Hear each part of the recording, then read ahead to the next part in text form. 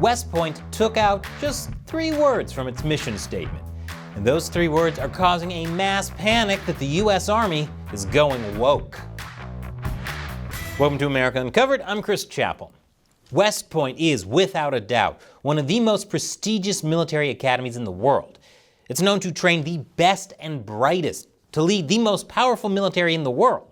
West Point is to soldiers what Hogwarts is to wizards, except West Point isn't attacked every single year by one of its disgruntled, noseless alumni.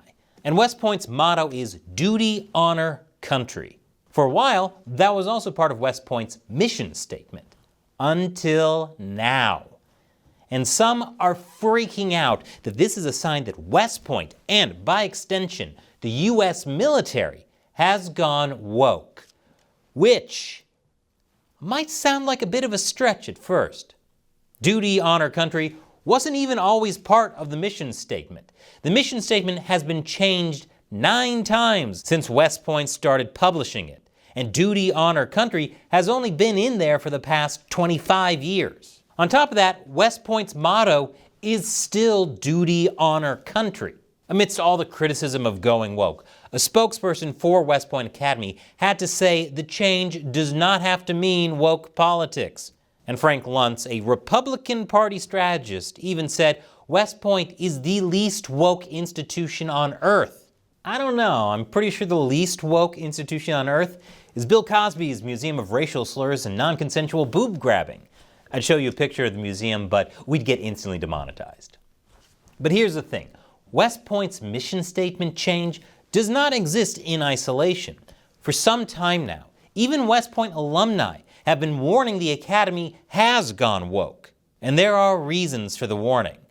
I'll tell you what right after the break. Welcome back. So why are some, including West Point's own alumni, worried the academy has gone woke? Well, it's for a lot more than just the recent mission statement change. In recent years, West Point cadets have been forced to learn concepts like whiteness, queer theory, and critical race theory. What does this have to do with military training? What, are the soldiers now going to acknowledge their inherent privilege that gave them an easier time to drone bomb brown people? West Point cadets were shown tons of slides about things like unconscious bias, and that in order to understand racial inequality and slavery, it is first necessary to address whiteness. I thought understanding whiteness was something kindergartners learned in their art class. You picked up a white crayon, you understand whiteness. Cadets were also taught to use critical race theory to answer questions about topics like affirmative action. People seriously thought that teaching feminism and queer theory is somehow relevant for the US military. Fortunately, if a cadet had a problem with that, they were also taught understanding whiteness and white rage. What, are soldiers now going to offer enemy combatants safe spaces while they nuke them from orbit? Now, it's one thing to learn about different ideologies to understand how people think, but the way these topics are presented seems as though they're being presented as pure truth. And West Point definitely hasn't tried to shy away from giving woke ideologies a platform.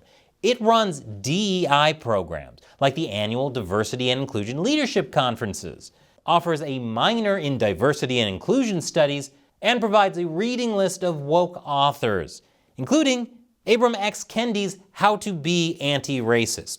Remember, this is the same author who taught that the only remedy to racist discrimination is anti-racist discrimination. The only remedy to past discrimination is present discrimination.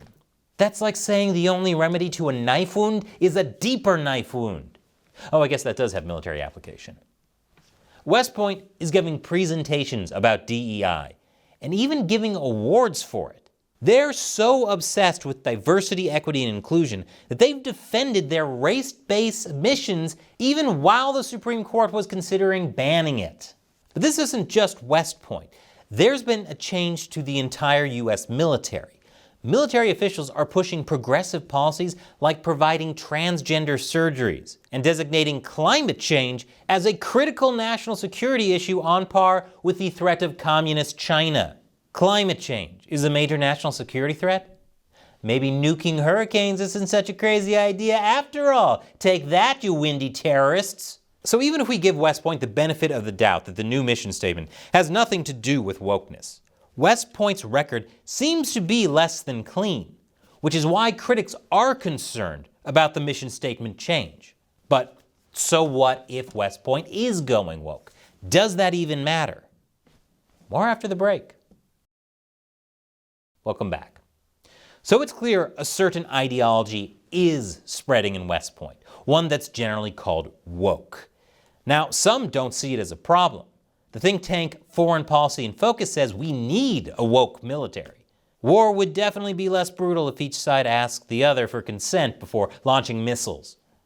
According to Gregory Foster, a professor at National Defense University, the military needs wokeness among those in uniform now more than ever.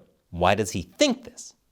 According to him, at its core, wokeness conveys critical self-awareness and altruistic allegiance to the rights and just treatment of others. Ah, yes, because if any institution cares about the just treatment of others, it's the military. But Foster goes on to say that wokeness encourages unit cohesion. But is that really the case? One could easily argue that wokeness does the exact opposite. Woke ideas, like DEI, borrow from a Marxist viewpoint of oppressor versus oppressed and apply it as privileged versus unprivileged. It defines people's identities with broad categories based on a hierarchy of who's the most marginalized or victimized. In doing so, it encourages anyone who claims a historically marginalized identity to not take individual accountability. In fact, it glorifies victimhood and dehumanization, especially against white people. For example, an anti-racist professor at George Mason University submitted this research paper to the Journal of Marriage and Family. It says, marriage fundamentalism, like structural racism, is a key structuring element of white heteropatriarchal supremacy. Yes, marriage is white supremacy. Here's another example from an organization called Woke Kindergarten. When I think about a world free of state violence, free of war, free of genocide, I think about a world free of the U.S. empire.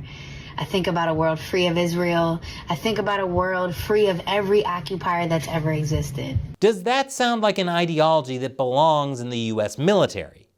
Would generals' response to 9/11 be, yep, we deserve that? The real tragedy is that those terrorists had to die.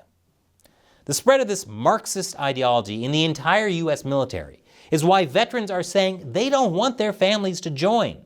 This is having a real negative impact on the military. And sadly, we can't recruit from Hogwarts, mainly because woke people aren't fans of its founder.